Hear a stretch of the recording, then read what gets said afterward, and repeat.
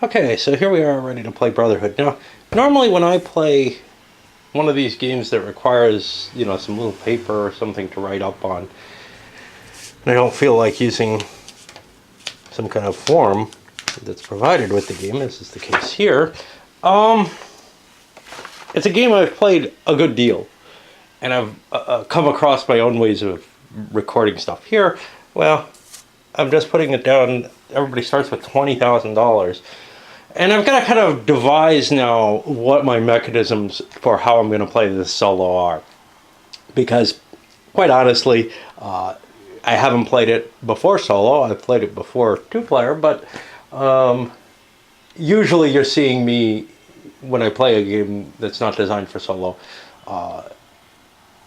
after many, many plays. At least when we're talking about some of these older games. But this one, well, it's gonna be harder to handle just because of that. So let's see what I'm gonna do. I'm gonna go to the red player and I'm gonna try to figure out what to do with him. Now, and that just may mean that I change my notations and some of my ways of doing things. So what I do is I look at my revenue counters, because they're kind of the interesting thing. I have $20,000. I do have to worry about being shot up early in the game. There's no question there. And I can look at the initial revenue cost, 10,000 to 5,000, 8,000 to 4,000. I see it's always a 2-to-1 ratio. Now, obviously, more counters may be safer in terms of being hit, but more counters eats up more of my counter mix. So what I'm going to say is there's 1, 2, 3, 4, 5, 6 neighborhoods. I'm just going to randomly roll which neighborhood I'm going to go into, and then figure out my strategy based on that. And I think that more or less does work. Although personally I like the richer neighborhoods that use less counters, at least in a small number of players. So he's going to go into the status quo neighborhood, and what we do is we figure out what we're going to buy. Well, status quo, initial revenue counters cost 8,000. So I'm going to order 2 rev status quo, and let's see, if I'm spending 16,000, that means I have 4,000 left. I could buy 1 or 2 thugs. I think with this many people I better buy 2 thugs. 2 thugs, status quo. So that's 16, and I could write these here. So I end up with 0 money at the end of the month. And so that's the kind of decision making process I'm going to follow. I'll start with orange, but then I'll probably jump away because I see no point going through that. Has very little to do with the game. So 5 is going to put me in Sewer Town. Sewer Town's much cheaper. The revenue locations are only 2,000 each. Thugs are always, the cost of thugs and hitmen is always going to be the same. Thugs are better on defense because they absorb hits. Okay. So at 2,000 each, I could buy like 9 of these and still have a thug. I'm not going to do that, but I am going to go with 8 of them, which is that same. I'm only going into one area. There's too many people for me to contest multiple neighborhoods at once. 8 rev is going to, and I'm going to put these in Sewer Town, is going to cost me 16, and 2 thugs, Sewer Town, cost me 4, and I too will be down to nothing. Now, I got to make sure I have 8 revenue, because this is one of the problems. I'm eating up all of my revenue counters. And I certainly do, but I'm going to have a low number next time. This makes these kind of less attractive places, but on the other hand, them being less attractive makes them more attractive because maybe other people won't go into them. Basically, red, who's going into here, is going to have more capability for expansion. And I couldn't have put 9 in here safely. It only holds 8, so I wouldn't have done that. And that's actually, Lake Dump is just as cheap, but it doesn't hold all 8. So in a way, Sewer Town is the most attractive of the low-end things. Unfortunately, everyone rolled a fucking 5. Except for Red. And I'm not one to reverse things. So now we're going to place, and let's see. Red put 2 in status quo, and 2 here. Now, honestly, this is actually very much how I would play. I would go for the 2 thugs to protect my interests. Orange, and this is after all the plotting, has put 8 in Sewer Town. I'm going to just stack these because we're going to have so many. And 2 thugs. And every other player did the same thing. I'll be back in a moment. Yeah. Until you know where people's stuff is, it doesn't make a lot of sense to buy political influence. The thugs are just there to defend yourself. Now, this is an anomalous situation. There's no question of that. But, well, one, this is the tough streets. This is a fairly wealthy neighborhood, by the way. It's just below the river snobs, the real elite. But what it's going to do is it's going to probably throw these guys all together, because if they don't resolve their differences, Red is going to run away with this game. There's no question there. However, we do have to do the mob action phase. Now, each player has to state who they're attacking. And the problem with that is there's sort of a simultaneous factor there that isn't accounted for in the rules, and we're going to do that. And basically, each player is going to randomly assign 1, because I have no reasons otherwise. So let's see who Orange attacks. Orange is going to attack, I don't know. Orange is going to attack Blue, so I'll give him a little blue marker to remind me of this. Green is going to attack Orange. Don't worry about how I'm modifying the dice. Yellow is going to attack Green. And Blue is going to attack Orange. Okay. Now we simultaneously roll the dice. And let's try to do these kind of in order. Orange has got 2 shots at Blue. I need 1s or 2s to hit. I got 1 hit. I'm going to flip over one of the Blue thugs. Green. Green is taking 2 shots at Orange. He gets a hit. I can take the Orange off the map. I'm sorry. When pieces are dead, they're gone. Not revenue centers, but when you hit thugs or hitmen, I believe they're gone from the game.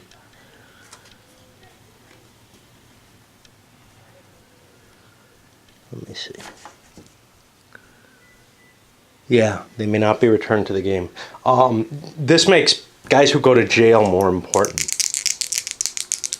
Okay, so that was Green. Yellow is shooting at Green. Yellow gets a hit. I can take the Green off the map. And now Blue is shooting at Orange.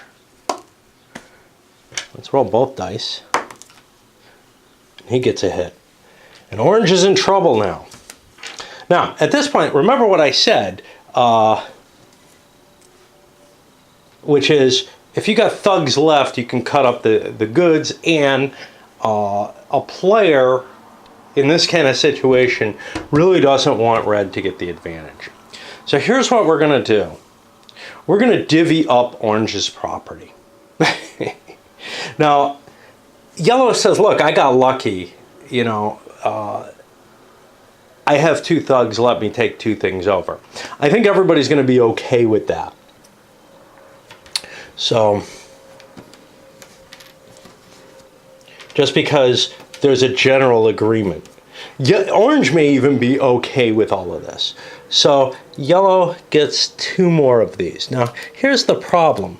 The revenue from these guys is normally $1,000 each, but we are so over the limit that it's only going to be $500 each. Now, we could be destroying our little havens here, but with so many of them available, it doesn't make sense. So now green and blue are each going to get an additional revenue marker too.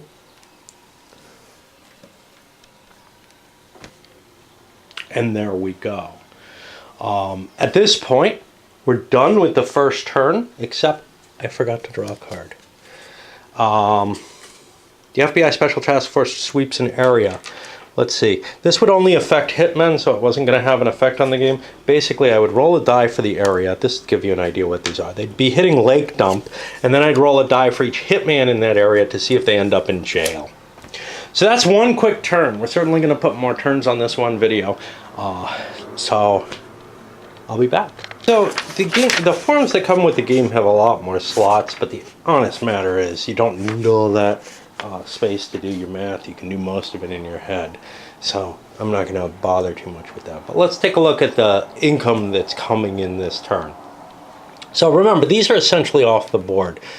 They get to be repositioned each turn as you pay their salary. I'm worried about status quo. I've got 2. That gives me a monthly revenue of $4,000 each. So I'm going to make $8,000, and I would add that to whatever I had left over. And you can see nobody's going to have a whole hell of a lot of money because they spent it all. If you save some of your money on the first turn, you have more to play with, but then you have less potential income, which is of course a problem. But being so heavily invested here where they're all competing kind of sucks. All right, so let's look at the next one. Orange is next. Orange only has 4 of these, and in Sewer Town, those would normally be worth 1,000 each, but since we're overpopulated, oops, they're worth 500 each. So Orange only gets $2,000. He can hire a thug to protect his property here. Now, if anybody puts thugs in here, they're gonna shoot it out. They don't have an option. They have to fight. There is always competition in this game, and this is kind of what's problematic about being set up here. You can't cut a deal to leave each other alone, because if you leave it empty, red can just go in and start grabbing up the territory. Green, I think, has 9, which would be 4,500. You do keep track of the full amount of money, even though nobody, there's nothing that uses $500 or smaller amounts. It's still there, it'll add up. Blue also has 4,500. And yellow came out a little ahead. They should be at 5,000. A little bit of secret whispering and everything? Yeah, probably. At the very least, blue, yellow, and green are committed to going into red's territory and beating him up. Yellow, since he got the advantage here, is willing to grant them the possibility that they will get the territories first, because that might be part of the agreement that got him the extra thing. Orange is in a weird position. Orange doesn't really have many options. So he's going to definitely slight himself for a thug in Sewer Town, and that uses up all his money. We got to leave enough room here for everybody to plot what they want. So that's what he's going to have. Red's got 8,000. Where can he drop 8,000? Well, he could go into someplace else, say put 4,000 in Bunkerville, and that would buy him a thug in each place and keep him some income. Or he could just buy himself some troops.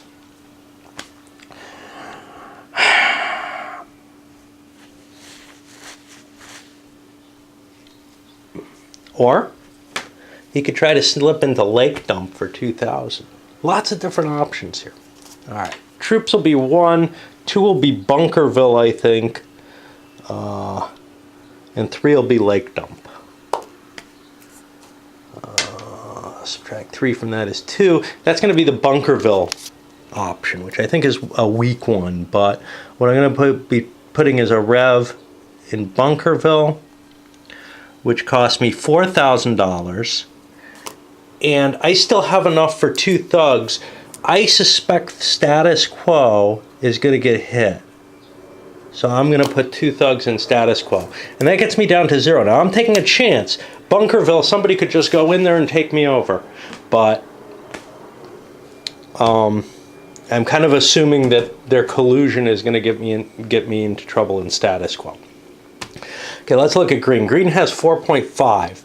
Well, there's 2 things I need. I need a thug in Sewer Town. Otherwise, I'll get shot up there. And I'm going to put a thug in status quo, because I don't have enough money to go anywhere else. This thug's still here. He'll just stay on the map. Like I said, you can either do it, you know, removing them all and paying them out again or whatever. Yellow has $5,000. $5,000 is an interesting amount. Yellow is going to put... 5,000 is not really that interesting. A thug in Sewer Town and a thug there. And he's left with $1,000. I'm sorry. This guy's at 0.5. And then blue is going to do the same thing. A thug in sewer and a thug in squalid. And he also has a $500,000. All right. Now we position. And probably as I get more familiar with playing, I'm going to do the positioning as I do the plotting or whatever, because, you know, I am playing it solitaire. All right, so here I put a revenue down in Bunkerville, and I put my 2 thugs in status quo. I'm just paying for the same ones I had or whatever. Orange, put a thug in place down here. Green has 2 thugs, 1 in each. Yellow, 1 in each, and blue, 1 in each. Oops.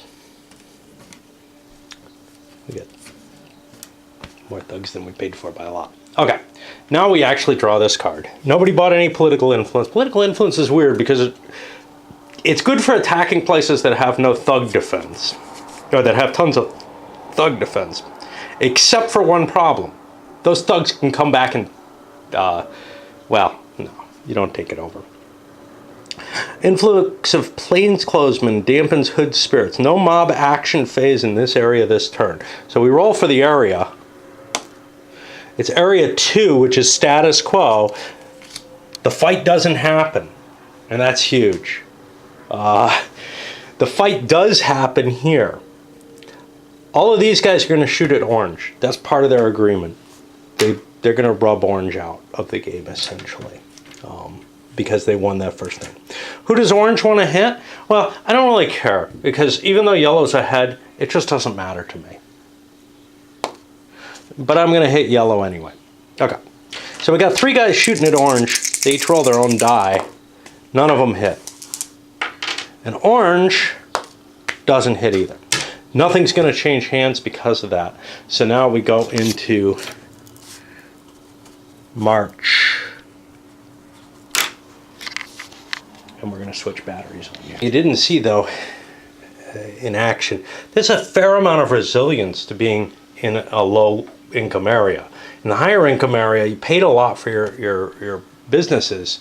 And if Red had lost their 2 thugs, they would have lost both their businesses, and they'd be pretty heavily hurt by that. Now, the fact that they expanded into Bunkerville as well means, hey, we're okay, you know, but yeah, at least we survive and have an income. It would really suck in the game to just have your boss and no income, and that's kind of the worry Orange had here. If they had gotten hit, they'd be down probably 3 more businesses. They'd just be making 500 a turn, which isn't even enough to defend themselves. Red getting a respite from the gang wars last turn. They've left 2 thugs over here in status quo. They had to commit one over to Bunkerville, but they also were able to buy themselves another thing because they had 10 bucks. Bunkerville only costs 4. It's 6 bucks in thugs. Nobody's going with hitmen yet. Yellow has kind of changed up things. They're sending their 1 thug into Bunkerville.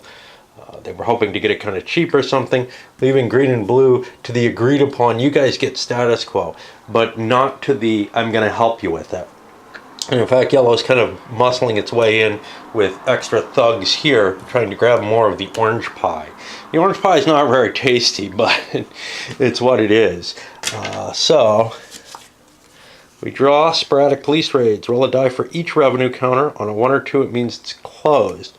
Now this is going to be in one area though, only. It's always a one area card. And that hits out in lake dump, so it's not going to hurt anyone. Okay. They don't suggest an ordering for playing the mob fights out. I don't know which way makes more sense to me, kind of. These are dead. I ought to find some place to keep the dead. I'm going to bag them all eventually, but I think it's easier to just pile them up there. So yeah, they don't give any kind of ordering for the mob action phase. It says in any order desired and shoot it out. Well, we could randomize, but I would rather start in the rich sections, I guess. I don't know. It does have some effect in terms of decision making. So here what we have is red, and red wants to shoot once at each of green and blue. I'd like to wipe them both out. So against green, against blue, no hits. Green and blue are both shooting red. They get a successful hit in each case and wipe out some red thugs. Status quo is going to be gone. Now we come down to yellow, and let's roll a red and yellow die. Okay, yellow hit red, so red's kind of hosed now. Now, they're really hosed because all their money is invested in the thugs and the businesses that they had running. It's hard to come back in this game, but it's easy to take someone down, actually. And now going to the final little aspect of it. Yellow's got 2 dice. Blue and green have both agreed to go against orange, so we're all hitting orange. Orange is going to shoot back, not at yellow, I guess. I'll choose one of the others at random. But yellow's piece is, or orange's piece is dead. He gets a shot back. 1, 2, 3. He'll go for green, and he misses. So that means we have takeovers here, and red loses 1 each, and these come back to blue and green. And that's setting them up for fights. They were willing to agree to a split. And now we've got 4 going here. Orange is losing all 4 of theirs because everybody's willing to agree to divvy things up that way. I actually don't even know if they can fight. Okay, yellow cannot take everything because they're taking one of these red ones. So yellow's only getting 1, but they'll wreck the other one. And that, again, is the possibly optional move rule that I'm playing with. There's green. And there's blue. And you can see counter mix does matter. Now, having all this cheap shit is kind of not really helping much, and you may want to actually abandon it. It's not that expensive to do so. Where it comes to buying new counters, at least. That gets us to the end of the March turn, because everybody was happy. Nobody wanted to fight things out beyond the mandatory. So we go into April.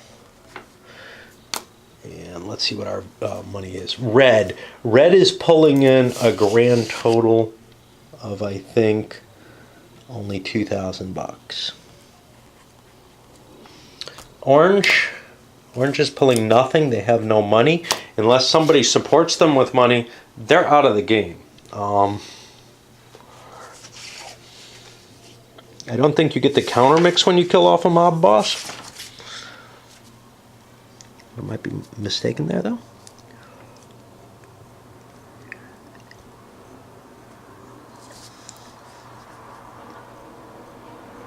Nope, the counters do change sides. So there becomes a value to guessing where orange is hiding in order to try to kill them. Since that's the only thing of worth that they have, that's just going to be a boon for someone, like in Titan, getting the whole counter mix. Could be a big deal. Could end up painting a big target on your back, though. Red is no longer sitting there in a predominant position, so it's unlikely that they're going to be targeted, but yellow probably is interested in expanding their Bunkerville holdings. Okay, let's look at green. Green has 4. these are still only worth 500 each. So that's 5,000, and a status quo puts it to 9,000 for green. Yellow.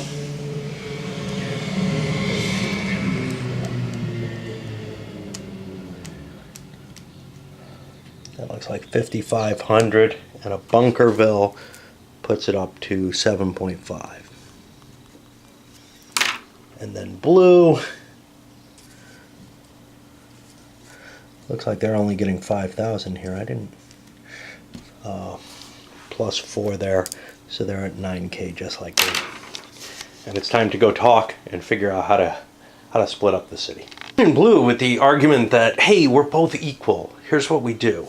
We both go into status quo with a dude. We both go into Bunkerville with a dude and try to take away from yellow and red. And we defend our stuff in Sewer Town. And we're good. You know, we're going to take advantage of what's going on. Okay, maybe. A little bit tricky, though. All right, well, orange obviously has nothing to play. Red ends up defending their Bunkerville. They kind of need to do it. If they get lucky, hey, maybe they'll end up surviving there. Yellow decides to focus on Bunkerville and ignore Sewer Town. And that means they're going to lose goods here because green and blue are almost certain. They've got to shoot at each other, but they're almost certain there's something going to be left over to take some of the yellow stuff. And yellow has, well, maybe not the best income right now because blue and green are doing better and Sewer Town is kind of iffy. So they might agree to just rub out Sewer Town locations rather than actually take them over. Blue is the tricky one though. When he said a guy, he put a hitman in status quo to give him a better chance of taking it over than just a dude in Bunkerville and a dude over here. And other people have some cash left. Yellow managed to save $3.50. They figure they have to expand into a new area. I'm not sure where, but we need more cash for that. We're going to try to defend Bunkerville. That's our important thing. Screw Sewer Town, let it go. You know, it doesn't make crap for the counters. So, I should have a blue die. Oh, I don't know if I can find one. Okay. Let me use white for blue. So blue and green are going to fight it out in status quo here. Now blue hits on a 1 through 5. Boom. Hitmen are great. I don't know if he can take anything over with a hitman though. Yeah, hitmen work. Okay. Over here, well, green's a little pissed. He's not quite sure what blue's doing here though. He doesn't really want to hunt him. I think blue and green will agree to continue shooting at yellow. Red is going to shoot at yellow as well. Yellow is going to shoot one at red, one at blue, because green may be angry enough. Okay, so let's take a look. These are the shots at yellow. And yellow gets hit once. Let's kill that. Yellow gets to roll 2 dice. Against red, we'll take the yellow one. And we get a hit on blue. So we feel like green has, you know, an emotional reason to be upset at blue with what happened here. Green and blue are here. Oh, green has an emotional reason. And we got no hits there. All right, for takeovers, blue takes down the important business. And now blue's in the lead and will probably get knocked out. Over here, well, yellow and red are still protected, so green's not going to get anything there. And over here, green and blue, they can agree, let's take 3 of these, no big deal. So blue gets 1. Blue doesn't have room for another one. Does green have room for any more? Given that we're going to be over the quantity anyway, we'll stay there and keep making less money. Turn changes though. We're in the new stage because the Godfather's got to come. And what that means is everybody's got a plot where their Godfather's going to be hiding at the beginning of each turn now. And remember, if you manage to hit the Godfather, you take over the other guy's whole family. So that becomes a nice little twist there as we enter into May. Sewer Town's basically abandoned, and this is actually why I think the revision that one player made as a fan modification to the rules, allowing the Godfather to kind of at least act as a thug. He sucks otherwise because, here's this guy, he has no money. You think he's not going to be hustling, maybe trying to get into Sewer Town and take over a business or something? I don't know. He's worthless otherwise. He can only get it ahead if somebody decides to slip him some cash. Nobody's got a reason to do so. What we got is a yellow-green alliance where they agreed to go take out the status quo, and green's throwing all of his thugs in there. Yellow's not throwing all. He's keeping one down in Bunkerville. Both threw their godfathers and blue threw his godfather, and there's a chance somebody could go down this turn. Also, red's godfather is over here in Bunkerville. There's a chance he could go down. So let's do the big one. That's going to be the ugly fight. So we got 2 yellow. We'll use red instead of green here. And yellow and green are both going after blue. They've agreed they're going to split the difference there. And blue, what's blue going to do? Blue's going to shoot for yellow because he's got a better chance of taking out a Godfather. Okay, blue misses. Yellow hits once, green doesn't hit. So yellow takes out one of blue's thugs. And we're not going to see any takeovers over here. In Bunkerville, what's going on? Well, everybody wants to take down red because it makes the most sense. So yellow and blue, red is going to go after yellow because blue's got more shit. All right. So blue's got a hitman that can go after the thug. Well, he'll do both against red because he wants things. So the green's the hitman. He gets a hit. That's going to be 1 red down. We'll come back. Red's going to be shooting back at yellow. We'll take that. That's successful. And now yellow is also shooting at red. And he did not hit. Now if they had both hit, it's not clear who gets the advantage of wiping out the boss. Because the hits just get added together. So they'd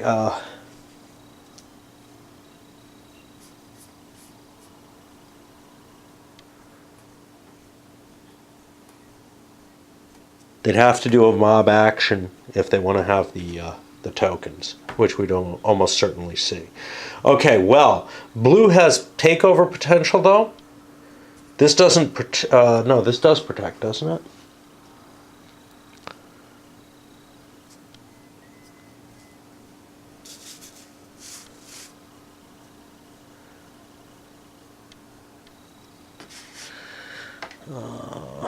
Whenever 2 players are forced to have a, yeah, no, they can't. Okay, revenue takeover. Yeah, it's only revenue counter, so all I'm going to be able to do is take over yellow's revenue there, and I'll abandon some of this crap in Sewer Town for that. You might ask, well, is it really necessary? Because if I don't abandon it, I can leave Bunkerville and just leave it. But it produces income. It's worth defending, I guess. And if not, somebody else can have it, It produces more income than the Sewer Town crap does. Red can't do any kind of takeover. They don't have any thugs or anything. And in fact, if red doesn't challenge for any of the spoils, he doesn't have to be shot at. There's no way of forcing him into there because if you're willing to give up everything that's potentially under dispute. Over here there's no combat. Over here there's no combat. Did we draw a card? We forgot the card, didn't we? Intensive Dragnet, roll the die once for each thug in the area. Okay, let's see where it would have been. This would have been in 4, it would have been in Bunkerville. Shit. Alright, we're going to have to reconstruct. We may have to redo the whole battle. Yellow had a thug. He would be still there. Blue had a thug. And red had a thug. Okay, red's thug would have been arrested instead of killed. That means dude would have died in the battle. So blue's all that's left to take over, so he's taking out red here. And he now is getting an insurmountable lead. And we can give him the red counters over here in case he needs them. As a matter of fact, he does need them. Because he was stripping away from here, right? So he actually got 2 counters there. I'll put these under the blue counters just to help me handle that. So red's out of the game essentially. Blue's got more counters. One of red's guys is in jail though. You don't have to pay him any kind of salary while he's in jail, but in order to get him out of jail, I think you have to pay extra money to take him back. I'll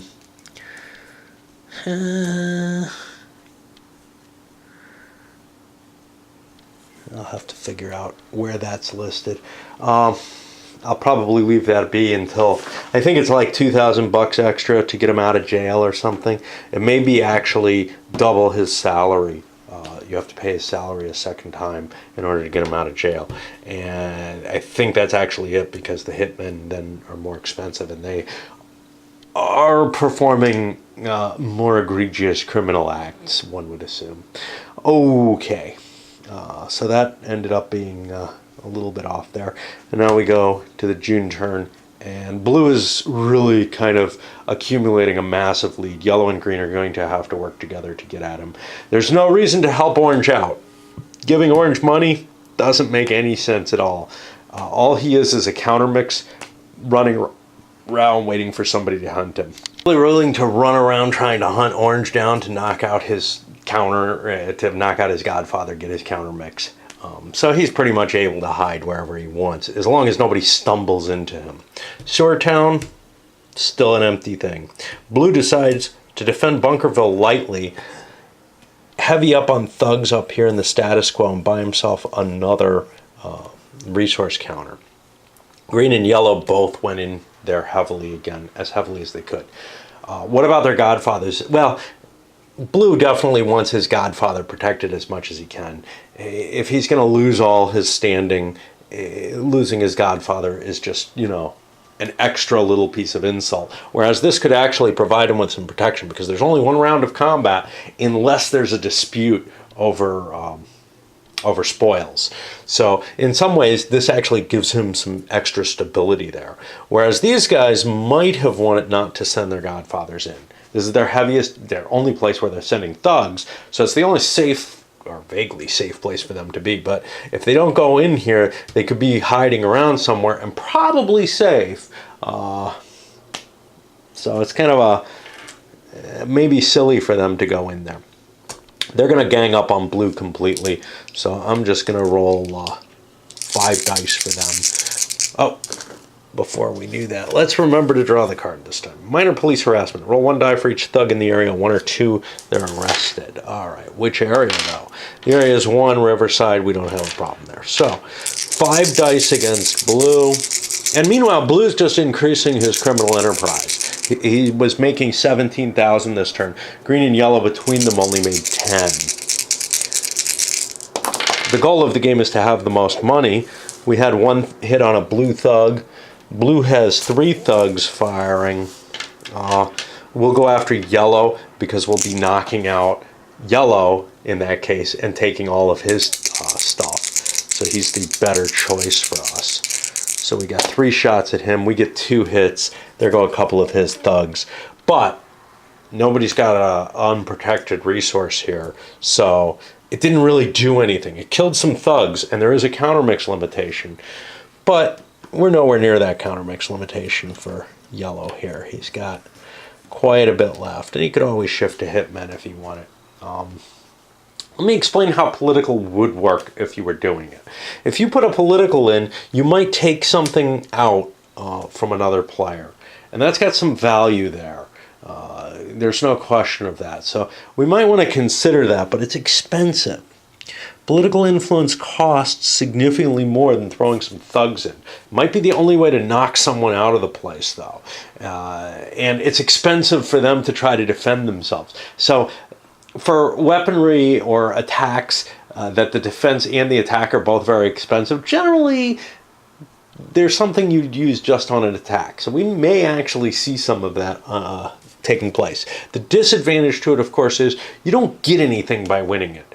This turn, probably these guys maybe shouldn't have even gone in. They probably should have maybe just bought some political influence. The problem is working together with political influence doesn't work very well. They'd have to hit two different locations and try to drain blue that way. And then they could maybe send some thugs in here to grab some of this shit. But this is just such garbage right now. Turning his status quo neighborhood that he's taken over into a fortress. He's got 5 thugs and he's there. That's almost impossible to take.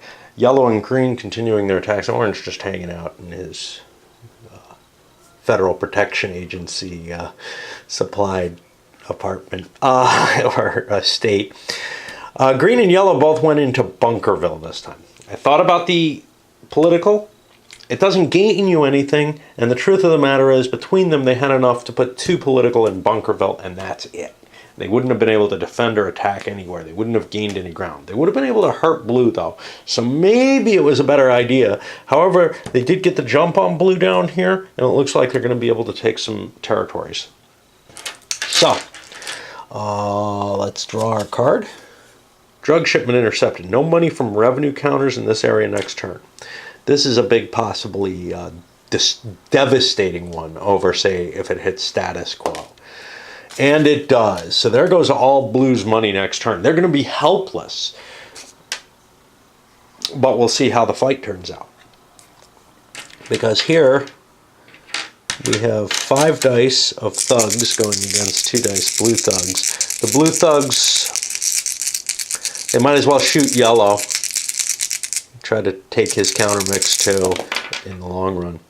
Okay, we got 3 hits. That's enough to get rid of the blue thugs. Now blue has red thugs, so I can start pillaging those and getting some of my blue ones back. On the other hand, blue had 2 thugs going up against yellow. He missed in both cases. Now they've got to decide how to split it. Yellow's saying, look, I'm behind. I should get 2, you get 1. Green's kind of like, well, that sucks. I'd like to give you some of this crap instead that's worthless. You know, we're talking about you're behind by 2,000. The rules don't explicitly allow you to exchange these, but I see no problem in making them part of a deal. It would make sense to me to, hey, you know, let's carve up this new space, but let me give you a little something as, you know, a sweetener or whatever. It might be possible somebody might give sweeteners to orange even, just because, although they produce income, I don't know. It's more likely they'd give them money, and they're not going to do that either. But orange might be able to defend things from everyone if they had some input into there. Okay, so let's see what we're talking about. These guys in Bunkerville are only worth 2,000 each. Sewer towns are worth 1,000. So Green's willing to give 2 sewer towns up in exchange for getting 2 of these instead of 1. And that sounds like a fair deal across the board. So now they're both ensconced there.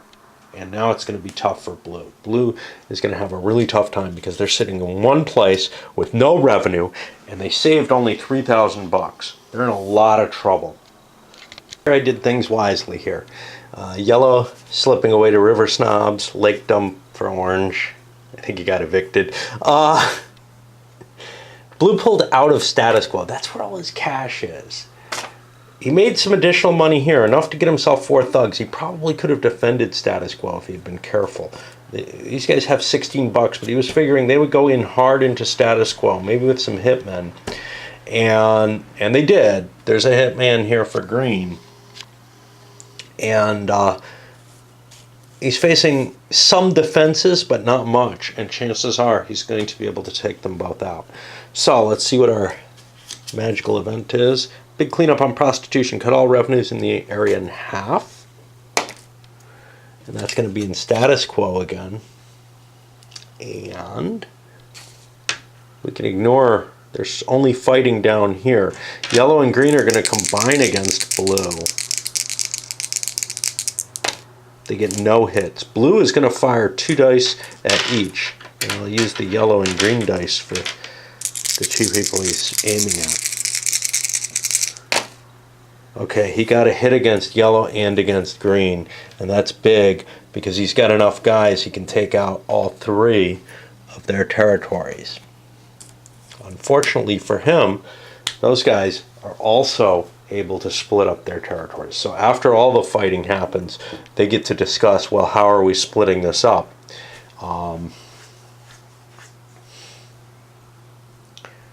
Basically, this would go on for multiple rounds if they don't come to an agreement.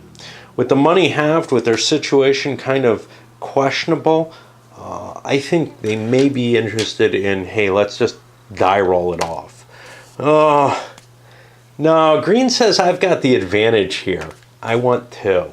Is yellow willing to succumb to that? Yes, yellow is. So, yellow only gets 1 property, and green gets the 2 in status quo. But the money's halved, which means status quo is only going to be producing the same 2,000 that the Bunkerville stuff did. Okay, this time yellow is kind of backstabbing green. The reason is we're getting close in terms of total value. Yellow and green are actually ahead of where they were because of the card. So yellow was able to convince green, hey, throw a bunch in, we'll take blue out, we'll kind of finish them off here. But it's not going to be that easy. I'm going to crack down on gambling in Section 5. Now, Section 5 is Sewer Town. Each revenue counter, 1, 2, or 3 closes it down. I'm going to do this offline because there's just so many dice. There's like 10 dice for each of these sets. And, so, but we may just get Sewer Town down to where they're starting to look profitable again. Well, that still didn't work. We're still way over the numbers, but it's almost not worth concentrating there. They're so valueless to begin with. At half value, they just become this general income stream. It's not really worth competing there. Of course, if orange was around, he'd be gathering them up. Okay, so we're going to open up with yellow here. We'll use the yellow die for his hitman. And he gets hits across the line. Green comes back, does not get a hit. So yellow is going to be able to gain control of everything here. Now here, green and blue must fight. Let's do green first. They both have 3 thugs. Neither one can get the other guy out. Blue's going to lose 1. Take this. Well, we'll figure it out if it needs to. And they hit 2 of greens. It means green can't muscle in there. And now green's in the, oh, I'm screwed. They have only Sewer Town as a base. They're pissed off at yellow. I'm not sure what to do at this point. So we'll move on to the next one. Yellow is at a strong lead with 15,000. Blue has 8.5. Green has 3.5. Green has decided to go into Sewer Town. Now this is really dangerous because green, if he loses his boss, if he takes 2 hits here, his whole stack of Sewer Town stuff becomes someone else's. And that becomes a really valuable prize. And he could have injected himself somewhere else. But he didn't really have the money to buy into anywhere, say Lake Dump he could have bought into. But he can't really defend his shit. That's the problem. Yellow got away safe here. With all his money, he's able to also launch quite a heavy assault on Blue's holding. Let's see what our card ends up. Outcry against political corruption. Remove all political influence markers in the area. We don't have any political corruption on the board, so I'm not going to pay attention to that. Alright, so yellow's got 3 and a hitman. He's got a chance of taking blue down with this. And that would probably be the game. He gets 2 hits. That finishes off a couple of thugs. Blue had only 2 thugs to back himself up. He also got 2 hits. And you can see there is some counter attrition. You only play for 1 year. You'd have to, if you wanted to extend the game for some reason, you'd have to put more rules in to bring characters back, thugs and hitmen and such back, I think. The victory conditions are just cash. I didn't mention that in the intro, which is kind of weird because you can't really save money in this. So what it really ends up being is what your position is on that last turn. And you can see that shifts pretty rapidly in the game. The boss here prevents these guys from any takeover. We have a takeover potential here. He's kind of pissed at yellow, so he's going to take down a yellow property and put one of his own there and try to cut into their holdings a little bit. Right, this time we see blue going in heavy against yellow's status quo territory, which is very valuable territory. He's been making a little bit more money off that than blue has, so blue has evacuated Bunkerville. One of his thoughts is, hey, if I catch the big boss here and kill him, which is the only way I'm going to get anything out of this, I get everything, which, again, pretty much seals the fate. But the problem is I'm giving up 3 properties in Bunkerville. So I'm taking a risk. Overzealous cops arrest any God-fearing counters here. Bail is 10,000. Godfather counters. Okay, so this is a real danger. Area 2. The Godfathers are both arrested. If you don't come up with the 10,000, no allocations can be made until he's out of jail. That's pretty big. It means neither side can off the other one, and no, this thug's not going to off them in jail. But it does mean that blue has a better chance of wiping out those 2 thugs. The green guy is the hitman. He only gets 1 hit. And they come back with nothing. Here and here, we're getting attacks on the players. Now, here's the problem. I know that yellow's ahead, so I'm going to take 2 more of yellow's income markers. And I'm almost out with green. So I'm going to have to move out of Sewer Town if I want to have any hope. Of course, I have a 3rd place finish, which isn't that bad comparatively. Yellow here scoops up 3 of blues. And blue gets nothing because this thug's still here to protect all of this territory. And we go to the final turn. This imprisonment kind of worked out as a guarantee that we're not going to have any big shakeup at the end, I think. Because blue only had 4.5. Okay. They can't get out of prison. Yeah, there is some chance of something, though. Yellow has a 19K because they own all the value, but they have to spend 10 of that to get out. And where do I have this? And 3 thugs. And then I think I have 1 thug here. I actually ought to be careful. I'm out of counter mix here. And then green sent their Godfather and 3 thugs into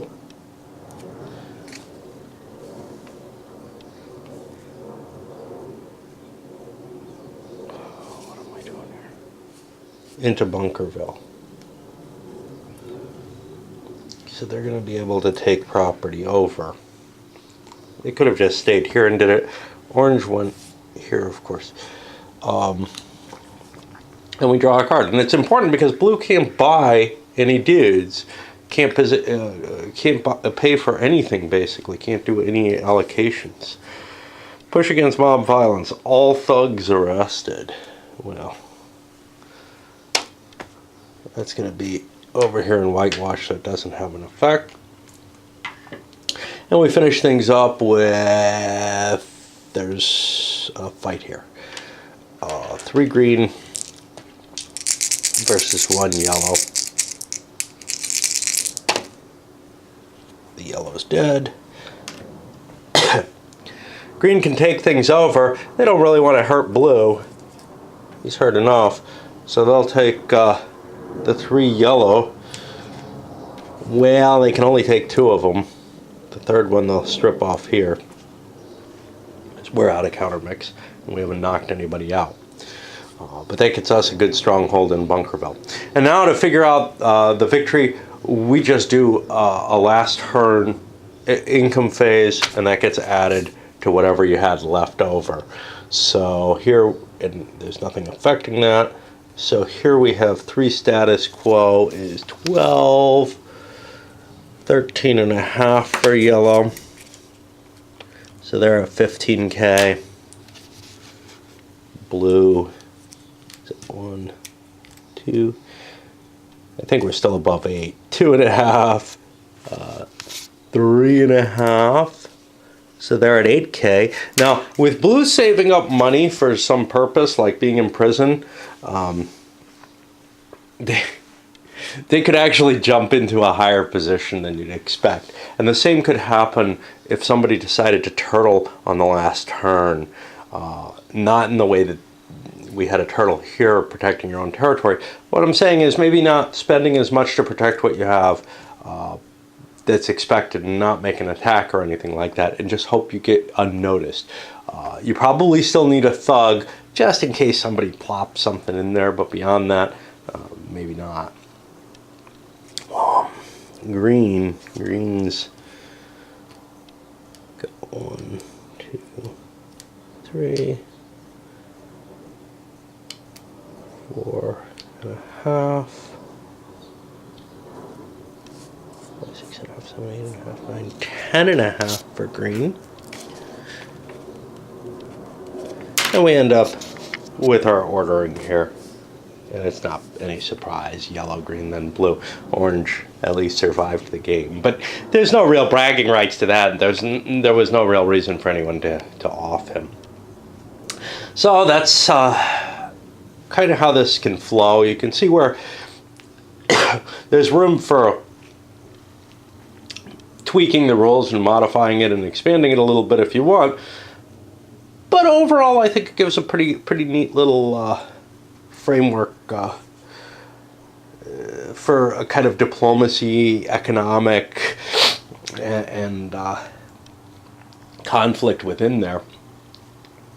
For this particular game, well, one thing you see right away, though, is initial luck, both in secret placement. Secret placement is a luck issue. It really is, in a lot of ways.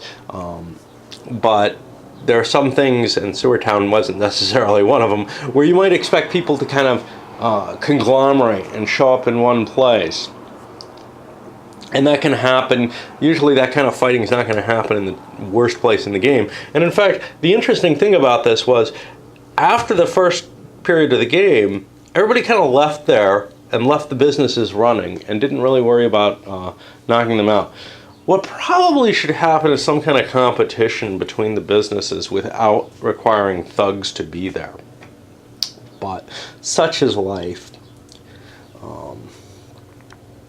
There's a lot of opportunity for the game to swing wildly. It is always the possibility that a big hit could have taken out whoever was in the lead at a given time. When a couple players go into an area together against someone, they have some chance of just overwhelming his defenses, especially if he's got to defend a couple of different areas at once. And if the Godfather happens to be where you decide to hit, well, you've got a chance of putting him out of the game and then figuring out where to go from there. And it's almost always worth making that kind of alliance if you're behind. You may not stick to it very long if fortunes change, and you won't stick to it if you kill the Godfather, because you have to kind of decide, okay, now who's in charge, But you're removing a player, you're removing perhaps the greatest threat player, and after that, whoever takes over his businesses, etc., probably one of the two of you is just going to win the game by doing that, or at least put themselves so far ahead of where they were before. So this is some interesting stuff, but you can get knocked out too. All right, I'll come back with an actual review, although I probably said most of what I have to say in the playthrough.